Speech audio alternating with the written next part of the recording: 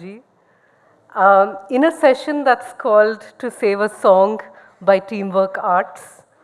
It's my pleasure to welcome Sarthak Kaushik, who is no stranger to Delhi, I hear. You will find him on the airwaves on 94.3 Radio 1. Sarthak, over to you. You'll do this better than me. Please.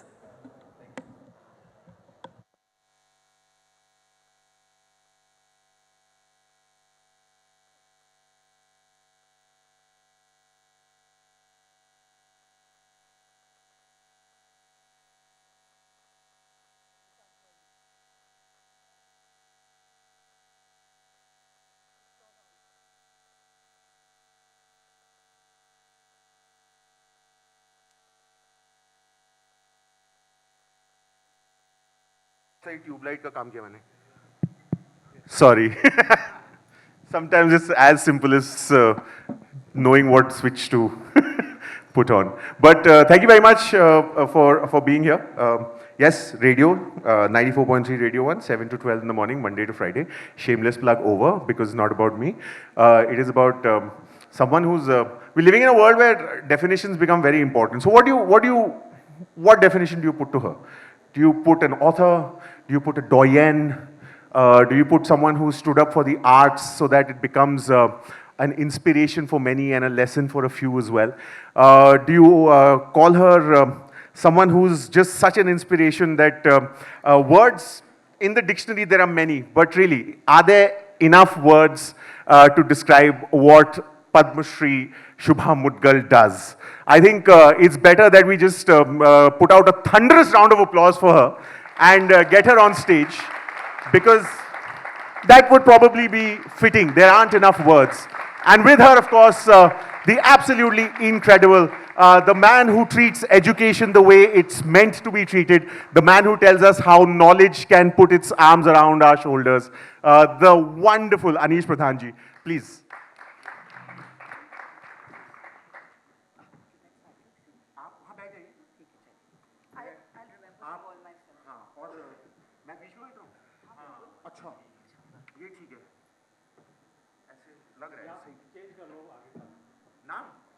नाम में क्या है sir? हाँ ये भी ठीक है वैसे I don't want to मैं तो बहुत खुश हूँ actually but it's okay शुभा जी ये ऑफ हो गया अब ऑन हो गया हाँ ये ऑफ ऑन हो रहा है शुभा जी something that you're quite used to शुभा जी का latest obsession मेरे लिए जो है वो है डीजे दहशत जो हैं वो एक कैरेक्टर हैं in the book that she has now written, which is called Searching for Miss Sargam. What Shubha ji has told us in the privacy of some wonderful conversations finds its way in just a limited way into Searching for Miss Sargam, which is just a fantastic denouement of what happens in the classical music space. And DJ Dehshat is the one who remixes ghazals. It's Guzzles wali ghazals. and just in case you have a love for words, you might want to pick that book up because it's absolutely incredible. But why we are here is because the topic of this one is to save a song. We thought that a song is probably too small, a drop in the ocean of melody that we all swim in from time to time for pleasure. So we thought that we'd use the song as a totem of the arts, of traditional arts, and then take it from there. The first question that begs an answer, Shubha ji and Aneesh ji, does a song need saving? Yes, absolutely. I think songs, or what they stand for, need to be not just preserved, but actually repeated again and again in different ways.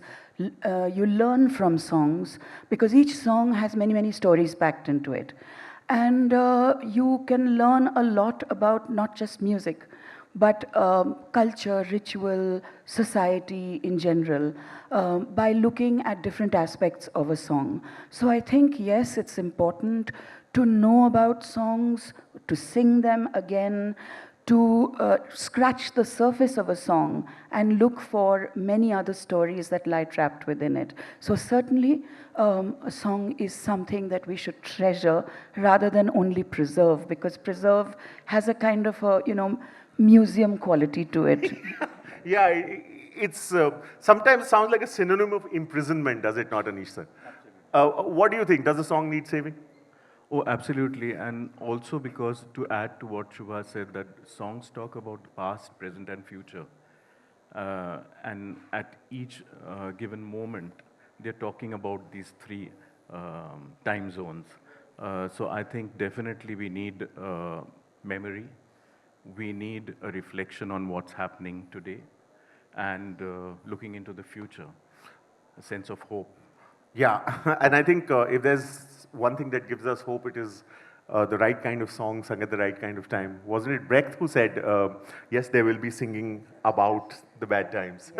So always good to remember that. Also, I followed your work, and to me, in my head, the enduring memory is what you did at Serendipity Arts Festival with the Maharashtrian traditional artists, I believe it was.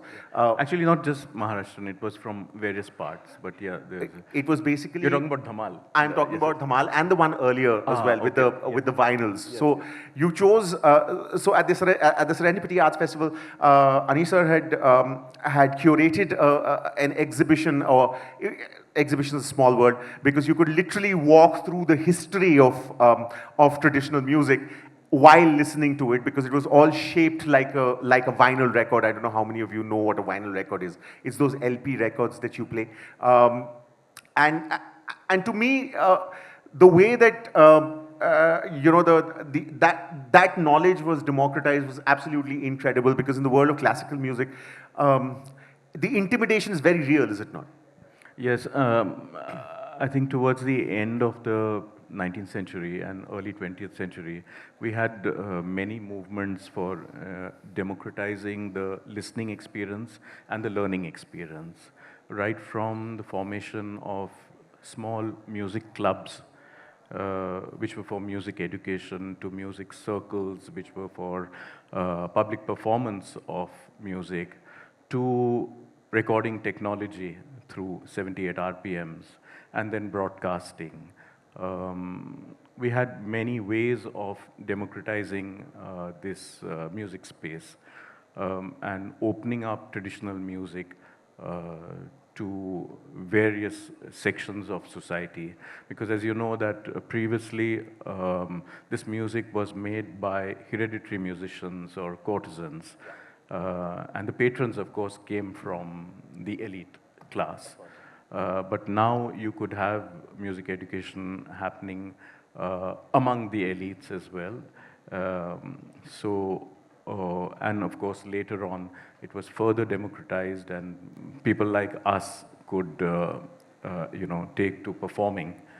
So it's been a long process, over 100 years and more, and it continues. And the continuation with Shubha ji was, अरे ये क्या कर दिया, अब के सावन गा दिया, आपने तो classical music को. That was, there was quite a backlash. I remember reading articles and I was like, my God, that's very interesting to see music being gatekept. I had no idea at that point of time, but you've sort of, the name of the legendary Pandit Kumar Gandharv comes very naturally when you are mentioned as well. And from there, all the way through Dhum Pichak, which was indie pop, to Ab Ke Sawan, to now actually with young musicians reinterpreting some of your semi-classical stuff.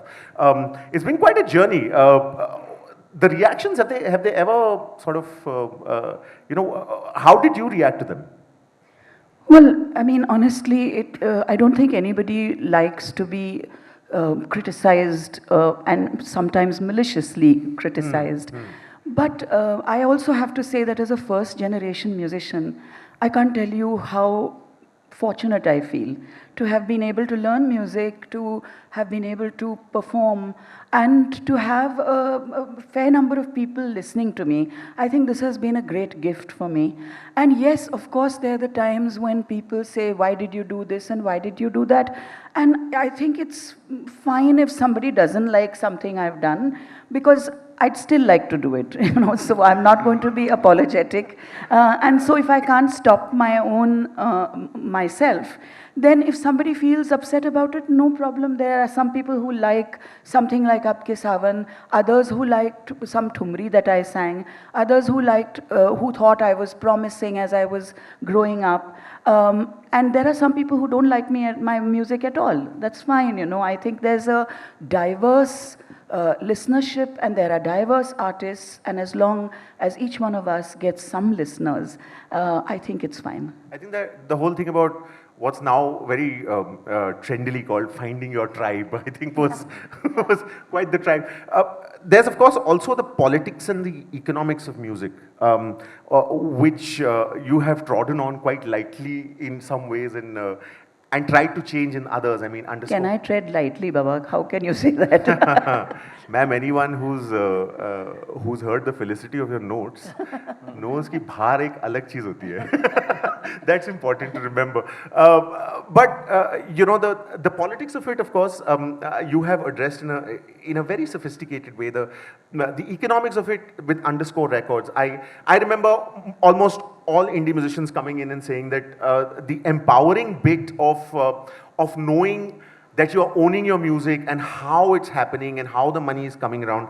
But I know that it's not an easy place because, for lack of a better way of explaining it, it's a cottage industry. But you still decided to sort of roll the sleeves and wade in, which is sort of your wont. You want to tell us about that experience and how that came about, the mechanics of it? Well, it started in about 2013 when we were all getting used to having whatever kind of broadband connections we would have at that point of time. But just the idea of being able to browse on the internet and reach all manner of information and to be able to communicate with people across the world was very exciting, at least for me. And I felt, wow, technology is empowering us to be able to do this sitting at home. And 2003. 2003, yeah. sorry. And so one day, when we were planning my Guruji's 75th birthday celebrations, and we realized that he had not published a single album. Although he was recognized across the sphere of Indian classical music as one of the greatest scholar musicians and composers, everyone was singing his compositions. But nobody really had an album of his voice. He would sing on radio, of course, but there was no album, and we really wanted that we should have a published document of his great wisdom and scholarship and genius as a composer.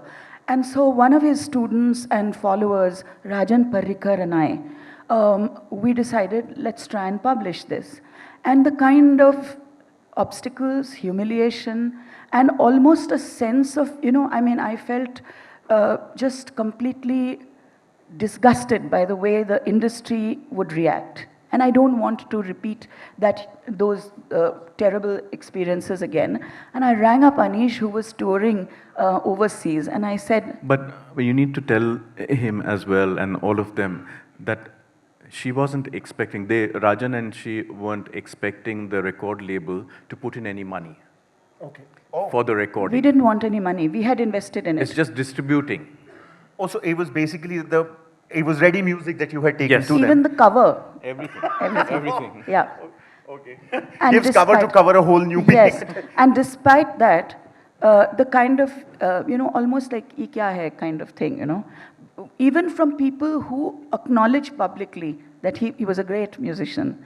But it was disgusting, absolutely. And I felt very, very, I didn't want to feel helpless. So I called Aneesh and I said, listen, we have to start an internet distribution service and let's do it. And he very kindly said, I think all I was waiting for was his approval. And I had a partner in crime and I said, let's do it. And I must tell you, Sarthak, that it's been a very difficult journey with Underscore. We are on the verge of deciding to close it. It has not been, business-wise, I need to tell everybody that it was an absolute disaster. But the sense of fulfillment it gave us, that we could tell our colleagues and artists that, listen, here is one space where you can distribute whatever you feel represents you best. And own your work. And own your work. We don't want exclusive rights to even distribute it, because we feel a good piece of music must be available everywhere, or a good piece of writing on music must be available everywhere. So it has been a very, very, financially, it's been a disaster. We should write about that. Titanic, absolute. But at the same time, it's been, I mean, I don't feel beaten the way I was beginning to feel when I approached labels with Guruji's work. I mean, it's overwhelming, actually. There's a beautiful quote that I had read. How complete is the delusion that beauty equals goodness. So, for all the budding musicians who might be here, who might, want a bit of a leg up about how it happens, Aneesh, could you tell us exactly what so I have written a bit of music, which I want to be my own. How do I go about doing that? At the present moment? Yes. Oh, there are many things that empower you. Firstly, you can register your work, and that's, you have An online registration. Yes. I see. Yeah, which may give you problems with the server being down several times, but actually it's fairly easy process. Right. Yeah. And not very expensive either. I think the last time it was maybe 400 rupees or something like that. I see. But it was a easy process. with the Copyright Office. Yeah. Right. Yeah. There's also a very interesting thing, the both of you have given us something that a lot more people need to know about, which is the story of the courtesans that you had told us, and how Mahatma Gandhi, being the true man that he was, he went to address the Tawayef Sabha. And he told them that you don't necessarily need to, take up the flag and take to the streets. You can literally involve yourself the way you want with the talent that you have. And thus came about a whole tome of work, which was patriotic songs which were sung in the courtesan houses, which you have interpreted and you have given the music for. Please tell us that story, because it's an absolutely incredible story to tell. So it worked out as a kind of a music theatre project called Stories in a Song, which is what actually we're talking about. Yes. That a song or a piece of music can give you a lot of information about music, society, the context in which it was made, etc. So it was not only about patriotic songs, it was also about forms like Kajri or Khayal or Ghazal, Qawwali, etc. And there were different episodes which were put together by the very well-known theatre director Sunil Shanbag, who invited actors to workshop with us to learn compositions, like, let's say, a Dadra or one of these compositions. One of the episodes in that theatre production was about Vidyadhari Bai, who had attended that sabha addressed by Gandhiji, where he had said that as public figures who are singing to very important people also, and in many, to many, many listeners, why don't you slip in a song of protest in your repertoire? Sing everything else also, whatever you do, but slip in a song of protest. And Amritlal Nagarji, who wrote a wonderful book called Ye Kothe Waliyan, he mentions this incident and mentions that he asked many of the women musicians of the times to tell him about the songs they sang. Vidyadhari Bai was then very senior, and she said she couldn't really remember, but she later sent him a letter, an inland letter, in which she wrote the lyrics of one of the songs that she sang. Chun chun ke phool le lo, arman reh na jaye, ye hind ka bagीचा gulzar reh na jaye. So loot us as much as you want, but we will still remain with treasures. You can say no and I won't feel jilted at all, but the heart wants what the heart wants. I know what this sounds like when you sing it, and when you say it, it's beautiful, but when you sing it... So it's Aneesh's composition. But permission! No, sure. But don't tell me to be a table player. Huh? No. The E and the A, I know the vowel differences. Earlier, there used to be a caption under photographs. Whenever there was a tabla player, it would be auto-corrected, table player. Sir, ये तौफीक भाई और जाकिर साहब ने किया है, ठीक नहीं है. So it went something like this. चुन चुन के फूल ले लो अरमान रह न जाए, ये हिंद का बगीचा गुलजार रह न जाए, ये हिंद का बगीचा गुलजार रह न जाए. It was like this. Gandhi के भगत बनो रसिया गांधी के. That was also, we have these holy cows now, which we can't touch. But we've forgotten that we are actually and very stridently a nation of this and that, not this or that. And you've very stridently held on to that. I know that you've had major face-offs about the royalty, about your artists being acknowledged and paid according to their talent, so to speak. You've also told us that it's been an uphill fight for you. Does it remain an uphill fight to actually, ask for what should ideally be, taken for granted? Yes, it remains an uphill task, even though there are several organizations that are trying to professionalize everything. And I can't just blame only the organizations that are inviting us. Very often, we ourselves are at fault. For example, as a main artist, I may be satisfied with my picture and name being on an invitation card. I may not bother about the accompanying artists, but their contribution to my performance is as important.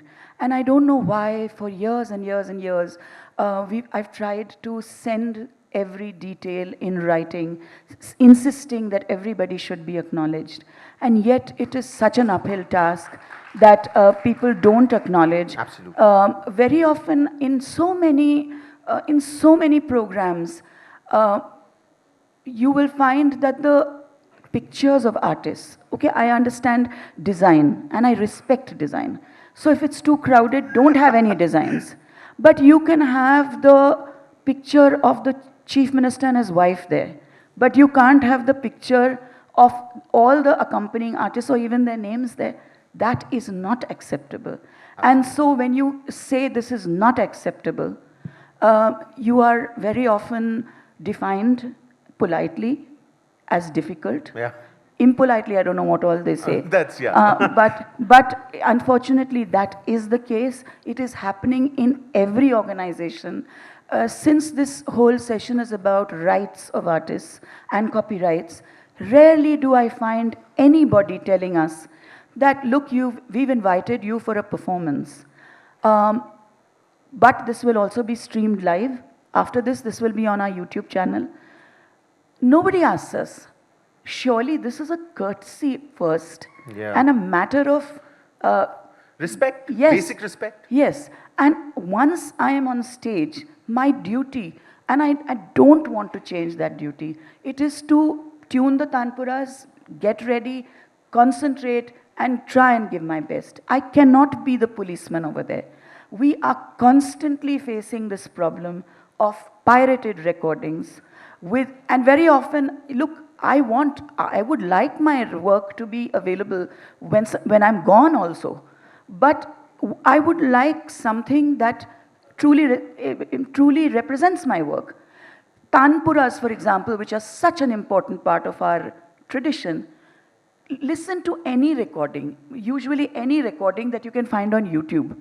The tanpuras sound like mosquitoes that are buzzing away somewhere in a faraway land. Nobody bothers about tanpuras. They are not mic'd, they are not recorded properly, and everybody is very happy with this recording. Or, sometimes there is a videographer, and no disrespect meant to the videographer, but I can show you so many of my recordings, and I'll send you the links, where I'm singing joke cons, let's say.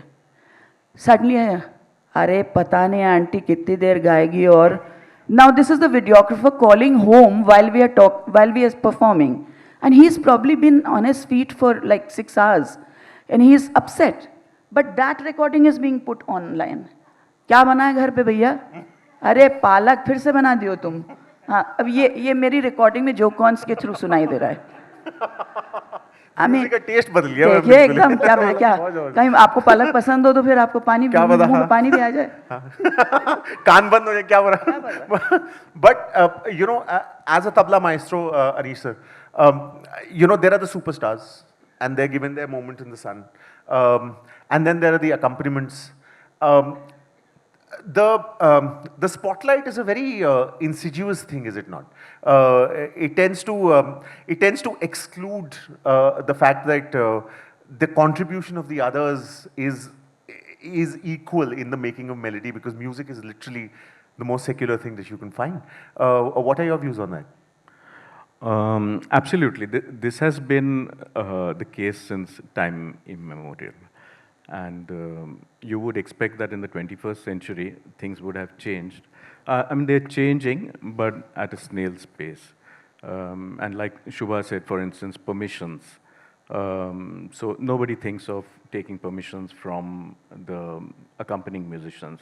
In fact, you talked about superstars. Many of them are also taken Yeah, for a ride. yeah. So that's a real problem we face. Absolutely. And earlier, we used to have a situation, in fact, to a certain degree even today, where organizations, the host organization will say, oh, we're not recording it for public dissemination. It's only for our archive.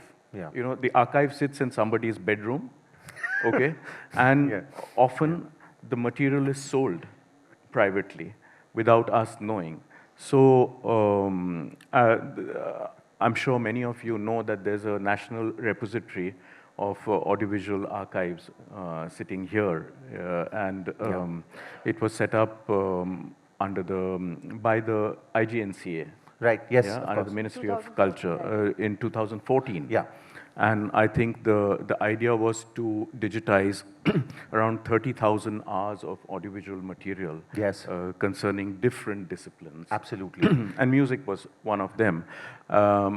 And there were around 26 partner institutions or organizations which gave their material Yeah.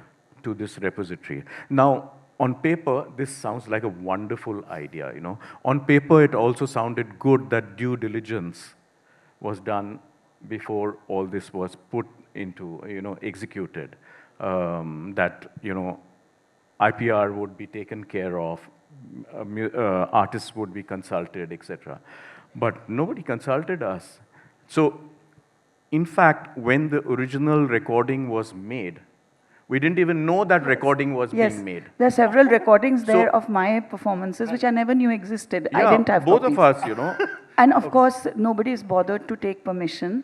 Nobody has bothered to even give the data and information So the correctly. metadata is also warped often, and you know, then the management team was, you know, shouting from the rooftop that this is ISO, you know. Many numbers certified, Yeah, etc. exactly, you know. But the main thing was not taken care of, that the artists were not asked for permission. Neither, very often not from the partner institutions, and certainly not for the partner institution to give that material to this repository. Further, it was mentioned that this will not be downloaded by anybody, you know. We have all our tracks. Right, of course. And many other people do. In fact, they're running YouTube channels they're- with that now, material. Yeah, now they're on Yeah. YouTube as well. I mean, yeah, we know how to do this. This is our, we're past masters at the art, is it not? But does it, as a musician who's literally chosen the craft or the art, whichever you choose, you know, the interesting bit was I was reading about this fact that before Western education came in, the whole idea of kala was fluid enough not to have art or craft. Everything was interdisciplinary in that sense, including music. But you know, does it make the shoulders droop a little, being a career musician and having to face all of these? I mean, right now we're talking about the grey clouds, but are there silver linings? The music. It's absolutely wonderful. Ah. Makes you smile each time. Ah. And whatever, you know, obstacles, just the sheer beauty, diversity, and even not even as a performer, as a listener. I mean, just Absolutely. when you hear the music that is available in this country, it's just the most gorgeous feeling. So I think it's the music that brings the And smiles. from the youngest performer Yes, to the really, oldest. really. From tiny This- performers, baby performers. Absolutely. And they're so good. They speak to you through their music, you know, that it makes you smile. आप Really. बहुत arrogant थी लेकिन बचपन में मैं कहाँ arrogant थी, नहीं मैं गधी थी आपने तो कह बिल्कुल। दिया था मैं नहीं कर रही भाग गई थी ना आप। नहीं, मैंने कह दिया था कि उन्होंने पूछा एग्जामिनर ने कि आप किस घराने का डांस करती हैं, मैंने कहा अपने घराने का, क्योंकि मुझे पता ही नहीं था। ठीक है मतलब क्यों नहीं? आई थॉट घराना, अच्छा तो अपने घराने का, और कुछ पता ही नहीं था उस समय। I ask this because you're also very, very deeply involved with education, music education. I know that some of the finest singers that we have, some of the finest musicians that we have are either associated with you or have been mentored by you.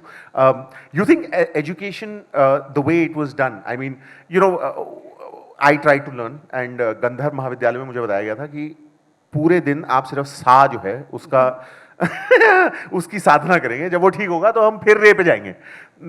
अभी everyone's musician from the heart, तो बहुत दिल है, लेकिन कभी-कभी शायद performer और not मैं हाँ, नहीं, बिकॉज़ यू विद ऑल बाल खोल के आडंबर है मैम, के नॉट बहुत बढ़िया होगा। आडंबर है मैम, आपको बताइए वो I have a hunger for attention, इसलिए मैं सब कर लिया कि दिखना चाहिए। अब आजकल वैसे भी everything is about the eyes, सुनने के लिए तो प्रो टूल्स हैं ऐसी क्या बात है।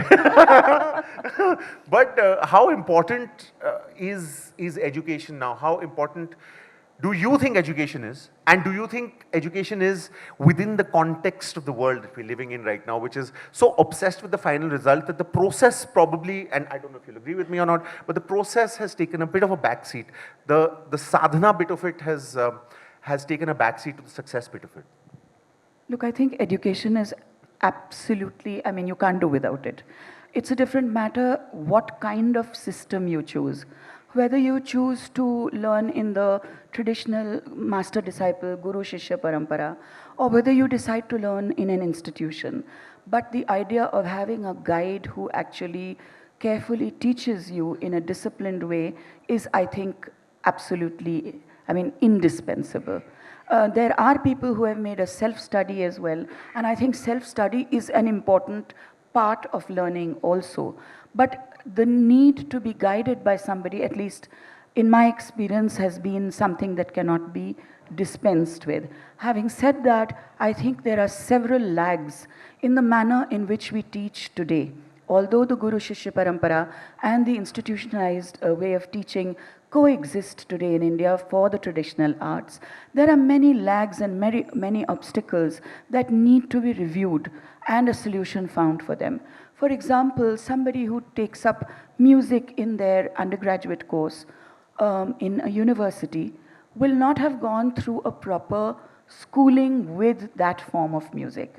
So something that should have been taught in a graded way, that means you come into your undergraduate class and you're supposed to sing complex rags, when the rags, the basic standard rags, were not taught to you earlier.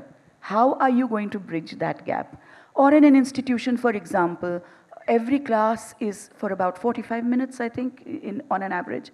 Now, in a Hindustani classical music class, the instruments, by the time you tune the tanpuras and tablas, I would not be surprised at all if it took 15 to 20 minutes or even more.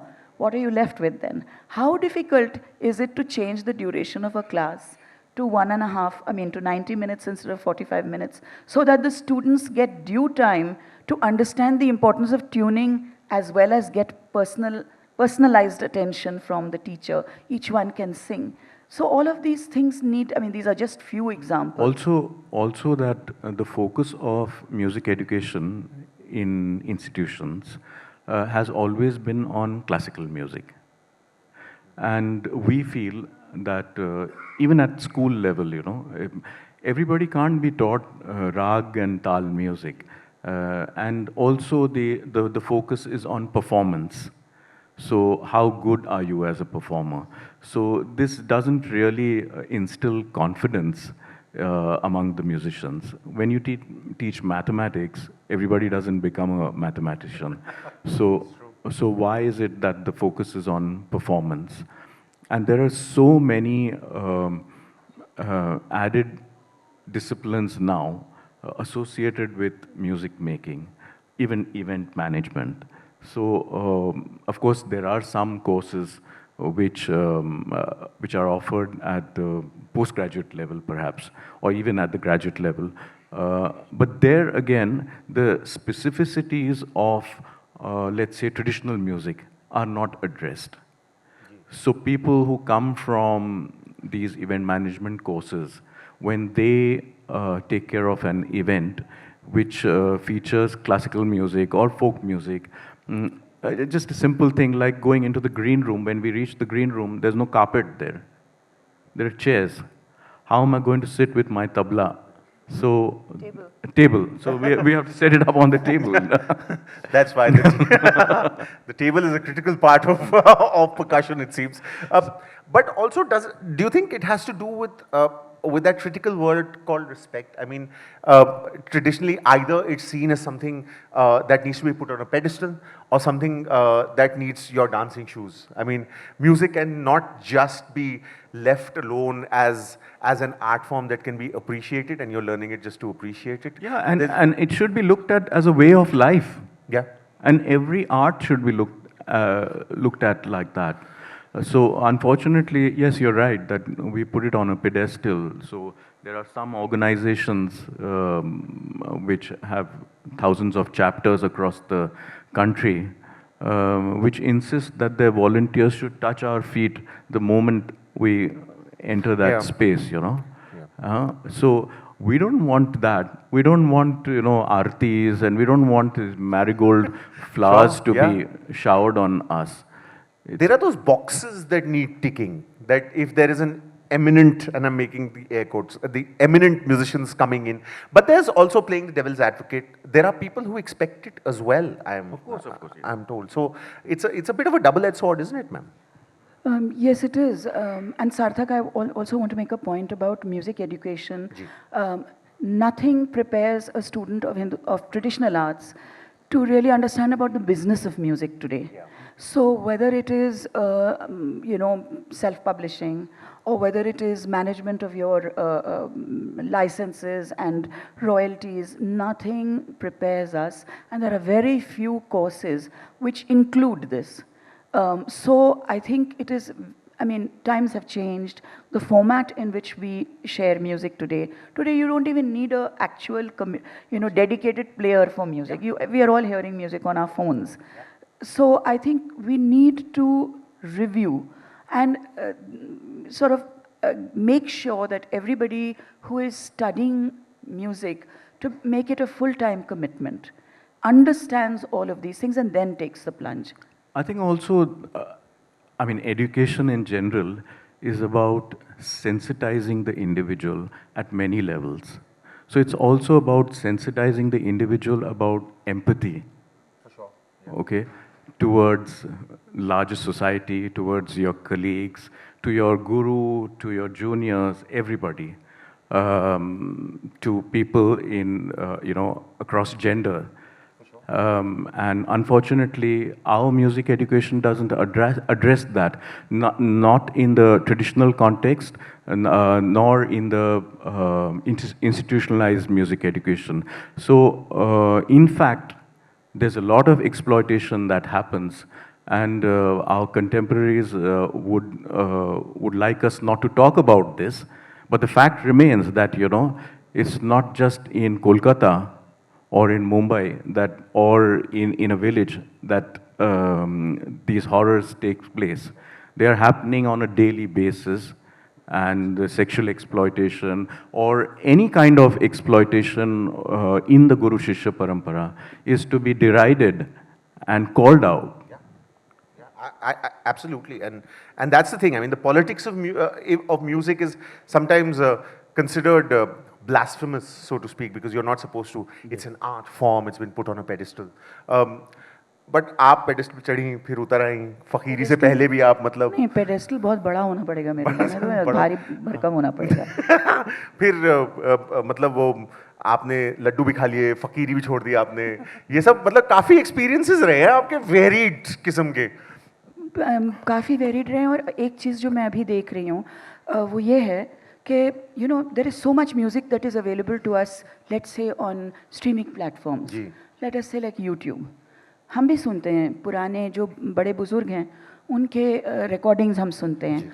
For example, there are so many compositions that are taught to us, but when you hear a great artist who recorded it possibly in the early 20th century, and you say, अरे इन्होंने देखिए इतनी बड़ी चीज़ कैसे condense करके 3-minute format में कितनी सुंदर दिखा दी, तो you learn from that. Now with this being available so easily on say platforms like YouTube, there's a very interesting thing that's happening. People learn from that, okay, which is good. They do not acknowledge where they learned from. They do not cite the source. And they will sing a composition which was made, let's say, by somebody like me in, let's say, 2023. I have recorded it, sung it live. Somebody has put out, without my permission, a clip of it on YouTube. Now it is being sung by many people, and it's being called traditional. Okay, so interestingly, there's one composition that I made for which I did not write the lyrics. The lyrics were in a book on Thumri, which I was charmed by them, and I composed it. This was done several decades ago, and I sang it at a live concert. I was scared to acknowledge and announce that I was the composer, because I thought people will say, "Isko acha ye composer bhi ban gayi." So I didn't announce it there, although I gave the information when that live concert recording was published. I don't know how many dozens of young musicians are singing that dadra, and I feel very good about that. Not one acknowledges that it was learnt from that recording, which is available on YouTube. And guess who acknowledged it? A Kashmiri rock band who said, they didn't ask for my permission, of course, but they acknowledged that this we learnt from YouTube. उनकी recording थी शुभा मुदगल की, हमें बहुत अच्छा लगा, हम ये गा रहे हैं. कौन सा बैंड था मैम ये? अब याद है? परवाज़ था क्या? I think so. हाँ, think मुझे लग रहा था परवाज़ होगा. There, it's, हाँ, है ना? हाँ. They are the परवाज़. only people who acknowledged, because Kashmiri में, हाँ. that composition, since I made it in that form, it is not available elsewhere. Many other dadras and thumris are, and bandishes are. Interestingly, from the world of Hindustani music, there are artists who even try to outsmart even copyright. अच्छा. So what they will do is they will take one bit of it, change a few words here and there, and then say, instead of balam, it will become balam. Balam tere jhagade mein rehn gayi, balam tere jhagade mein rehn gayi. And then maybe add a few lines here and there in the antara, or change put in another line. It is the same composition. Or change the pseudonym The also. pseudonym also, yeah. Acha, I want to know from you, the traditional bit is quite a gray area, because a lot of people, hide behind the tradition of music and then interpret it, saying that, oh, we don't need to acknowledge anything, because this comes from ages upon ages, etc. You've also sort of borne the burden of acknowledgement for a while with your research and the various other ways that you've got that education out. Please clarify for us, what is the traditional way, what can be used in the public domain, what cannot be, so that at least the ethics of it is a little clearer. Yeah, I think first we have to talk about the ethical part, and that ethical part was present within the traditional format. For instance, if you have vocal compositions, many of them have the takhallus of the composer. The name itself was Prem Piya, Pran Piya, etc., etc. So you know that in fact we were always taught कि जब वो शब्द आएगा तो कान पकड़ना. हाँ, so as a mark of respect. Even tabla solo repertoire, we are taught, if our gurus know the names of the composers or the gharana that it is coming from, then they tell us, भाई ये अजराड़े का है, भाई ये दिल्ली का है, भाई ये नथु खां साहब का है. तो और याद से बोलना ऑडियंस को, so उनको याद करके बजाना. So that was always taught to us, and we continue to teach in that manner. But it's possible that many others don't, or Or many. maybe they don't know also. Also, yes, that's true. And even if students are taught, perhaps the student doesn't feel it necessary to, engage with this. So, and slowly then it becomes their own, or people start feeling that it's theirs. Right. Yeah. Of course. I mean, for example, I'd love to know your thoughts about this. One of my favorites is Rangi Sari Gulabi Chunne. The great Shubha Gurtu had sung it, and I've had the pleasure of sort of seeing that live as well. Then there was a reworking of it, which was a very modern rendition. What are your views of semi-classical music now increasingly being used in a very, for lack of any other word, modern way? Do you think that takes away? Do you think that makes the generation a little more aware of what it was and becomes a gateway? I mean, what are your thoughts? I think people should have should be able to present it in the way that they want to. But I also think it's very important to acknowledge the source from which they got the composition. So if Shobhatai sang it, perhaps the least you can do is so to say, I really love this piece, this composition which I heard in her voice. And I am drawn to singing it. Thereafter, what you do with it, I think, is really your own aesthetic, your own way of presentation. So I wouldn't start, laying down lines of control and saying, no, if you sing it, you have to sing every line the way she sang it. Or say that, no, you can't have a drum kit or a 12-string guitar or a bass guitar on it. I don't think art should be imprisoned. But I do think it is important to acknowledge with sincerity and integrity, and even to say that, look, I don't really know who made this composition, but I'm drawn to singing it, and I beg forgiveness in case there is a composer whom I don't know about. What does it take to say this? Sure. So that must be done. You have one of those where you don't know the composer and you've sung it? Several compositions like this, and even in a, let's say, in a hybrid, Passover, let's say. Ji. So when I was doing an album, when I was recording for an album called Man Ke Manjeere, Ji. this was in 2000, there was this song which Babul Jia Mura Ghabraye. When we were discussing this song, the idea was to use the manner that sort of refer to a wedding song, a traditional wedding song, where a question answer takes place. What kind of groom would you like me to look for you? A father or a grandfather asks. And then you say that, okay, this is the kind of groom I would like. So I had learned these songs from my grandmother, and I just referred to them, and that's when those lyrics were written. However, regarding the melody, Shantanu said to me, sing it how would you like to sing it? And I said, should I try and sing it like this? And I sang the melody that was recorded. But when it came to acknowledgements, I felt I can't be acknowledged as the composer because it is modeled on a Khamaj Thumri. So all I can ask for at best is that I have adapted it from a traditional Khamaj Thumri melody. And that's what has been done. Ma'am lecture demo हो जाए थोड़ा बड़ी feel आ रही है ऐसे है ना? तो जो गाना था जिसके ऊपर हमारी चर्चा हुई थी कि कैसे इसे बनाया जाए, वो मेरी दादी ने मुझे सिखाया था और वो मेरी माँ भी गाती थी. अंबर बेल उदयपुर छाई जीराज कहो मेरी लाडो तुम कैसो वर ढूंढो जीराज लंबो मत ढूंढो बाबा चलत लंबो मत ढूंढो बाबा सेमल तोड़े जीराज एटसेट्रा एटसेट्रा. लंबा मत ढूंढो, छोटा मत ढूंढो, सांवला मत ढूंढो, गोरा मत, ऐसे ऐसे था. और फाइनली ये होता है कि कृष्ण कन्हैया जैसे वर ढूंढो मेरे लिए. तो इसके ऊपर बना था कि बाबुल जिया मोरा घबराए बिन दे बोले रहा ना जाए.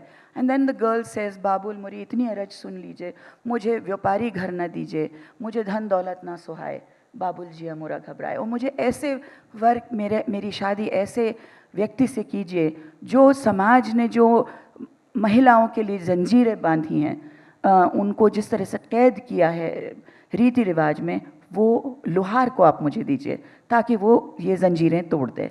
सो that was a beautiful song and it came out.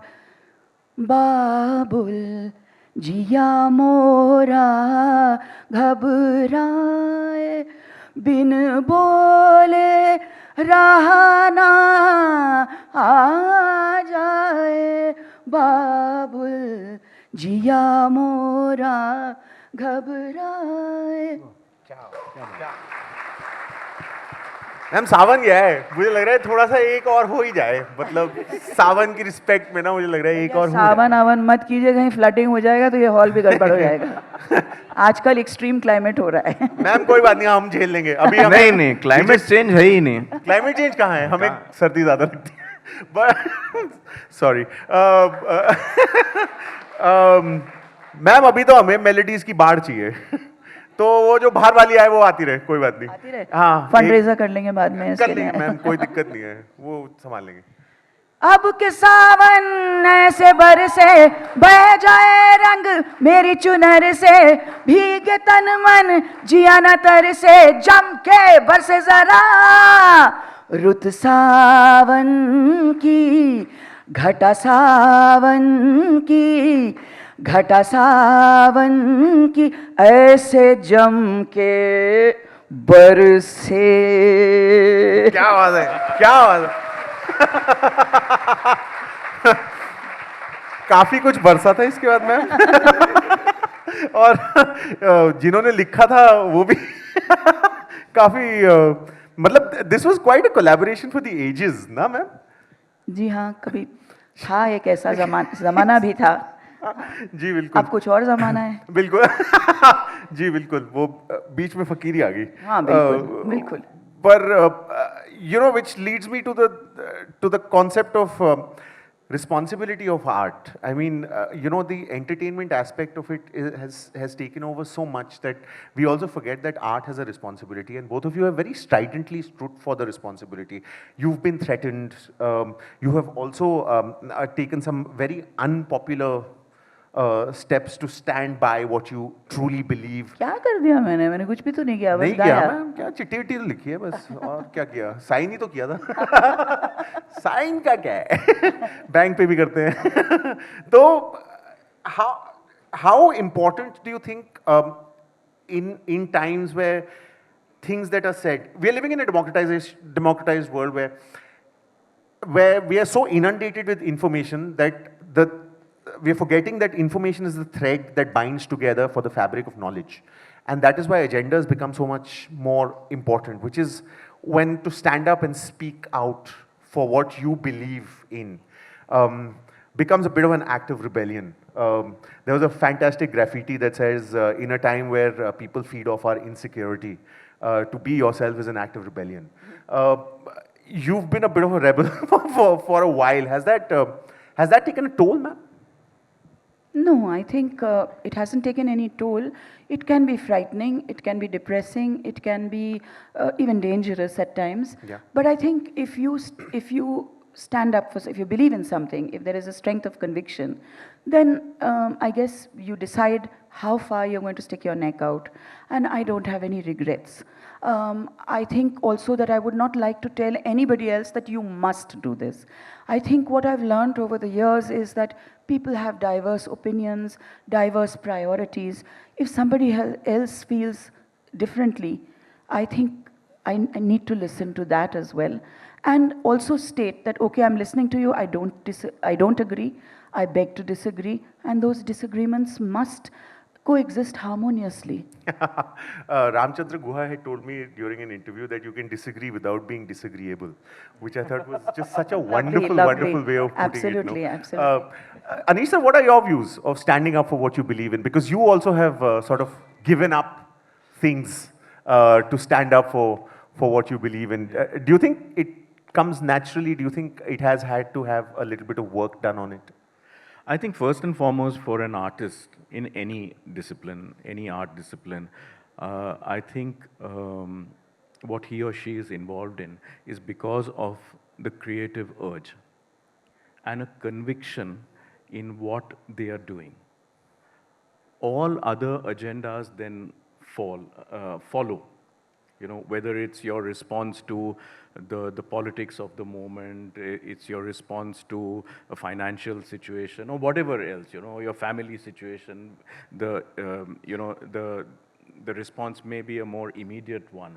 But that follows only after your creative urge. And so, I mean, you know, लय ताल सुर वगैरह वो तो होना चाहिए ना पहले.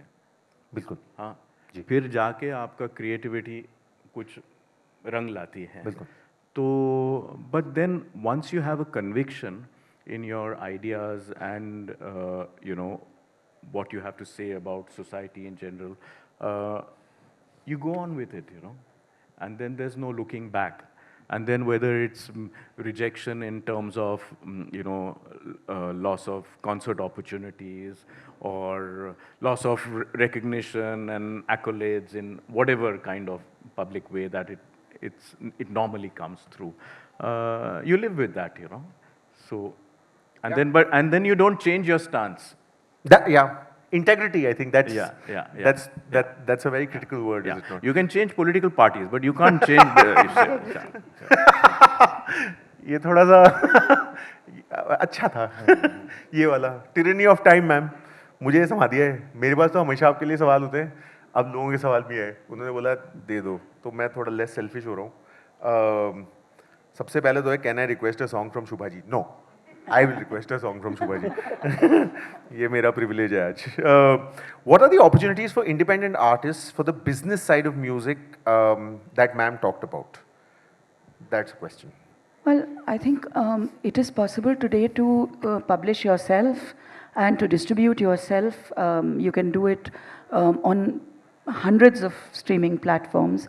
And yet, finally, when you're backed by a big label, the publicity, the banner space on, let's say, Spotify, etc., gets taken care of.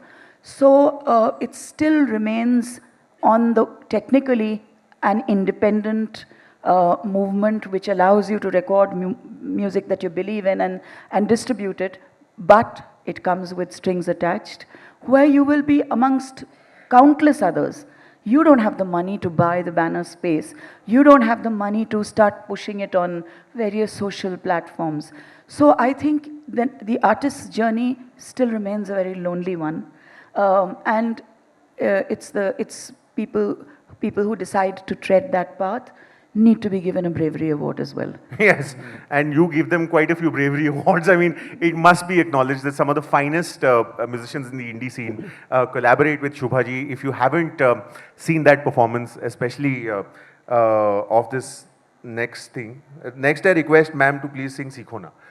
आप जाके हाँ आप कॉन्सर्ट देखें, बहुत अच्छा गाती हैं वो. मुझे भी चश्मे लग गए हैं और सार्थक के भी और अनीश के भी हैं, तो चश्मों के पीछे से नैनो की भाषा थोड़ी मुश्किल हो जाती है. थोड़ा देखने में दिक्कत हो जाती है थोड़ी सी, ये बात है. But you know, there's a vibrant, thriving indie scene right now, and they're finding ways, aren't they, ma'am, to survive as musicians? Sarthak, you really do a lot for them as well. I'm selfish in the way that I get to listen to some absolutely incredible music that my inner pseudo will always flaunt to others. नहीं सुना तुमने? So you know, it's purely selfish, and you know how absolutely scintillating that experience is to watch young musicians make music that is phenomenal music, and for them to be mentored by you, I think is incredible, because you stand for so many things that are other than music that people need to learn as far as music is concerned. Mentor, you know, they say it out of politeness. Actually, I learn a lot from them. Ma'am, I'm sure, because I think at the end of the day, any art makes you a student first. But to be a student that's on the front bench carrying the apple is, I think, the important thing. In the world of AI and machine learning, how will the new age artists compete with AI generated compositions? That's a thing that's Actually, this is a subject which I need to look at. I'm sorry to confess that AI is something I've not really even tried to understand right now. And I keep getting these questions about how, a new song has been done with Rafi Saab's voice or some other wonderful artist who has now left us. I don't know even the basics about artificial intelligence and how it can be used and in a beneficial manner, and how it can be, it can create problems. So I don't think it would be fair on my part. The principle of the thing, ma'am? Do you have views on Well, that? I mean, there is a certain convenience that perhaps it comes with it, but I'm not sure that maybe this is just a generational problem, but I really feel that something dynamic, organic, created in a process which, with all the, ups and downs that we've all experienced when creating a new piece of work or a new piece of music, I think it can be replicated to a certain point, and then there is a certain point at which you say, I don't think this is real. I mean, it was happening, let's say, with things like auto-tune. Auto-tune is used prolifically in all our popular music, and yet, I mean, I often tell Aneesh, here's autocorrect coming into play. And then he says, no, how can it be? And it's like, but it does come with too precise and in a strangely mechanical, machine-like quality to it, a sterility to it, yeah. One thing I have to say for Shubha, and she's my guru in that context, but really she has never been against technology, the use of technology. So you harness technology for all kinds of things. But when you talk about AI, one is, of course, the creative process, how you do it, and the other is the ethical as well as the financial aspect. Yeah. And it's interesting that you raised this topic, because just yesterday I downloaded a report from APRA, AMCOS, which is the Collecting Society for Australia and New Zealand. And I happen to be a member there, so I found that they've done a report on it after speaking to scores of musicians, songwriters, etc., etc. And really speaking, we need some sort of study for us as well. Whether IPR is going to do it or on a Or governmental even independent level. researchers. Yeah. I mean, for example, AI can throw up countless, rag permutations and combinations. And people have been working on that for quite some time. But whether or not they fit into the system or can be force-fitted or coaxed in, all that needs to be discovered, and I don't know enough about it right now. Again, I'm harping on, because we are talking about safeguarding the performer. Yeah. Not just the form of music. Yes. Absolutely. What is the form of music without the performer? So both are And also, going I think hand in hand. the fact that, I read this, this wonderful article that said that AI can only use what exists. Yes. It cannot create. Yes. Which exactly. is, I think, the critical thing. Exactly. It's also very critical for me to underline कि maestros के games भी क्या होते हैं. घर पे गाने सुन के सोच रहे हैं कि अच्छा यहाँ auto tune है. क्या game है यार. बहुत सही.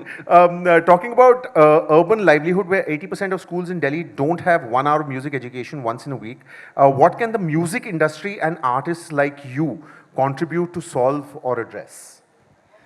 It's a very good question, and I had the opportunity to work with NCERT in 2005 when they were revising the curriculum framework.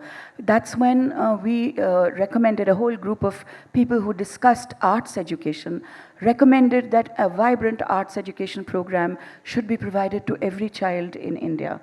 What happened thereafter was, and I believe, every time the national education policy is renewed and refreshed and a new one comes up, some of the ideas are repeated and some of the ideas are taken forward. But really speaking, it's not possible to just say, let's introduce a vibrant arts education program. Where are the books? Where are the resources? Where are the teachers? Where's the teacher training to teach like that? Can you think of a single jigsaw puzzle that you can go out and buy for your child, which, let's say, has anything to do with traditional arts? I don't think so. Can you find a single poster anywhere that you can download and print out for your child to say that these are the great masters of let's say, traditional music in India? So, are there books that children can read? People are working on all these things, but a concerted effort has to be made, not just to introduce it, just for the sake of saying, ho gaya. It has to be worked on, and I think for any successful project, every year there has to be a review. We achieved this much, what more can we achieve? This is not criticism. It is a question of assessing and analyzing whether what you have put into action has been successful or not. And so that has to deal with data. You tell me, is there data today that tells you, Sarthak, how many professional musicians there are in India? Yeah. Absolutely. How can you plan welfare for musicians when you don't know whether you're planning for 500, 5 lakh, 5 crore or what? The onus lies on the passionate, is it not? You have to go out, you have to search, you have to know. Yes. And then you talk to people. But the onus, there is no repository, so to speak. Yes. Absolutely. Does Shubhaji enjoy mainstream Bollywood songs? Yes, of course. I'm a very good listener. I think I'm a better listener than a musician. So I listen to everything, but I have my preferences, and I will reject in my personal life. I will not listen to something that I don't enjoy. But if somebody else is listening to it, I'm neither going to say, at best I'll wrinkle my nose and say, oh my God, why are they playing this again? But I listen a lot. And if you're going to ask me what's your current favorite, then I must confess that my favorites from mainstream Bollywood come from a little in the past and not from the mainstream right now. But that is not to say that I will still not listen to mainstream Bollywood music today. नाम तो बता दीजिए. नहीं. अच्छा ठीक है. नाम गुम जाएगा. चेहरा ये बदल जाएगा. चेहरा भी बदल जाता है. ये भी ठीक है, बदल तो जाते हैं वैसे, आपको पता है. What is the difference in Indian and international education scene with respect to aspects that you mentioned, like empathy, IPR, gender? Wow. That's an interesting question, isn't it? I'm sorry, but I don't know about the IP related stuff. But yes, in some courses they do have some of this material. Right. But I don't think empathy is really, You can't teach empathy. Yeah, it's taught. Yeah. But it could come under a teacher's training program, perhaps. For sure. How to teach music. It's not just about sharing the tools of the trade. It's about sensitizing on many levels. Absolutely. Tyranny of time, वो बताया जा रहा है कैसे 1 minute 36 seconds. तो अब मैं ये कह रहा हूँ कि उसमें से 1 मिनट तो हम आपका एक गाना सुन लेते हैं एंग के लिए. ये क्या बात है? हाँ मैम, बिल्कुल ये जरूरी है. वो देखो सीखो ना बोल, अब सिखा दो आप उसे. सीखो ना चश्मे की भाषा पिया, कह रही तुमसे ये खामोशियाँ. सीखो ना, लब तो ना खोलूंगी मैं, समझो दिल की बोली. सीखो ना नैनों की भाषा पिया. हाँ. अरे क्या, एक होता है संगीत जो आप सुन रहे हैं, एक होते हैं spaces, the beauty of the silences. और शुभा जी ने जिस तरह से उसको मास्टर किया, आई don't know of anyone else.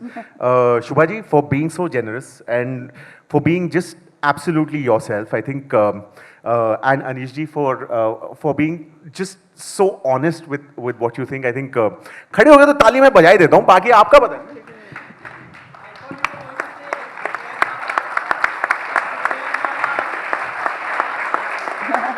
17 second रह गए Sanjay. You know how you will. No, but Sarthak, thank you for making it possible too. Sanjoy sir gets these requests in, then we go overtime, and then he comes and screams at us. So I want to j'accuse. But Shubha ji, Aneesh ji, absolutely incredible as usual. I hope you guys learned something out of it, because I always do. So even if it's for appreciation, just another round of applause for the incredible Shubha, Mudgal and Aneesh Pradhan.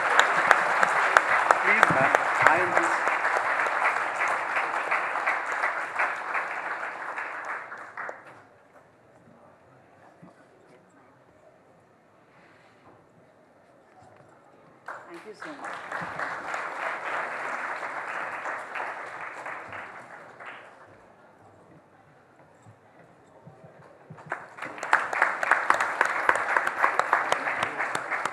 Thank you very much, Sarthak. That was outstanding. That was a session that was equally poignant, meaningful, fun for all of us. Thank you. We will now take a 10-minute break and be back for the next session, which will begin sharp in 10 minutes. See you then.